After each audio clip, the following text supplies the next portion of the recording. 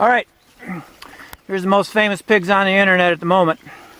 We're just about to let them go. We moved them over here in the best portable pig pen ever yesterday and ran an electric wire in one side of it overnight. So they have encountered electric, they know what it is, and we are ready to let them go. So Quinn, go ahead, pull the door, let these guys out of here, and here they come. And Leanna's going to stick those fiberglass things right there, and the pigs are coming out. So right now we've got bona fide pastured pigs. These are big black cross with red wattles. So we got a big black and some black wattles. And they came about a month ago. They've been too small to be out in electric, so they've been in the pen, and we've been having them in another pasture, moving them around. And now here they are, free at last, to go into about a half an acre, which is like all right here. It's a corner of a 2-acre garden area. So this is where they'll be for the summer. Right back in this corner here, we've planted a lot of corn. So when the corn is ready to go, we'll turn them into the corn. And then, as you can see, there's woods around here too. So in a little bit, we'll section off a big chunk into the woods and let them down in the woods. So they'll have pasture, they'll have forest, and we'll let them go in the corn in just a little bit. So a lot of people were wondering, well, how'd you build this thing if this is the best pig pen portable ever? Let me show you inside here. It's very simple. We got a 6x6 screwed in to the posts, and you can see how the posts are just 2x4, and the hog fence, the hog panel, is just sandwiched using torque screws coming through in kind of strategic places. And then here along the side, it's the same thing. It's a 2x4 sandwiched onto the top of, this is hog panel, there's 4 pieces of hog panel that are attached in the corners with hose clamps. And then we have one side that has not hose clamps, but we got these babies here, so we got a door. And that's how we got a door. So we got a post. It's all 2x4s. Everything is 2x4s, just sandwiched into the hog panel with small pieces of wood and a 6x6. We tried lighter lumber up there, but the 6x6 is really good for weight, and it's less floppy, and it just works. Then we put a small gable on, again just 2x4, screwed into the post here, and the 2x4s that are attached on the side. And again, I'm just using torque screws. This thing has gone through, a lot, so we've done a few repairs. There's a patch there, but it's pretty easy to just keep patching stuff in and putting in longer torque screws as you need them. The lid is attached with wiggle wire and channel lock, which is this stuff right here. It's just what you use to attach plastic onto greenhouses.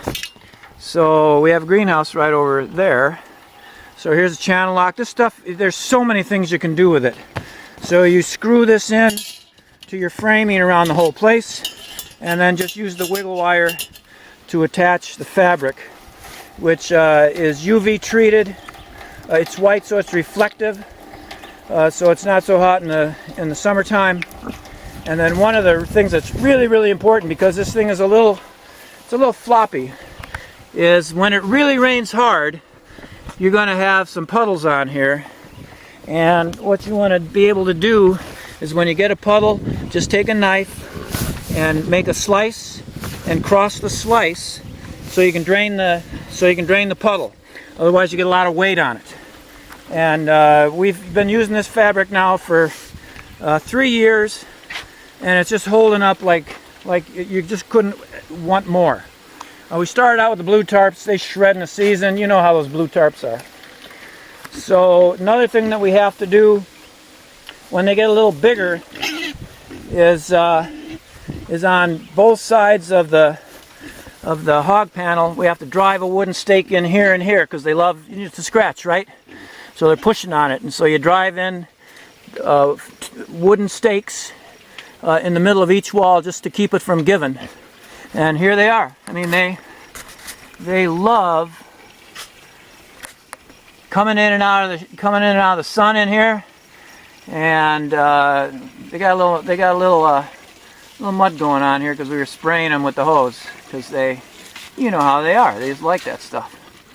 So now we've got free pigs. We're going to start using paddocks on them here in probably a few days. Just let them run around, have a little fun. And like I said, we're going to later on open them into the woods. And when the corn is done, we'll open them into the corn and just they make it all go away. It just grows next to where they are, and then we let them in there. So yeah, somebody just touched the wire. Oh, nope, don't want to do that. They're pretty smart. These guys actually came to us from a pasture-raised farm, so they were born outside. They've been outside a little bit. They're familiar with being outside. So there it is. I'm declaring this thing to be the best portable pig pen there is. We have had big winds here, and it's held up to big winds. We also do our chickens in one just like this, except we wrap the hog panel with chicken wire. I've seen them move after a big wind, and I'm talking like 45 to 60 mile an hour gusts. I've seen the things shift, but I've never seen one blow apart, and I've never seen one flip over. And like I said, this one here we've been using for 6 years now, and it holds up to like 250 to 285 pound pigs. Just rubbing on it, pushing on it. The thing is just a piece of work. So if you have any questions, be in touch. I'll try to answer them all. Like I said, I think this is the best little portable structure going. 4 pieces of hog panel, join at the corners with hose clamps, a little bit of framing, and there you go. So they will be in and out of here all summer, and as we start doing paddocks, we'll just scoot it to where we want it to be. I'm going to go put this online so y'all can see it. Thanks for your interest. A lot of people are interested in this one, so I'm going to try to do a good job and get this up there for you. Have a good day. Like I said, questions, be in touch. Bye-bye.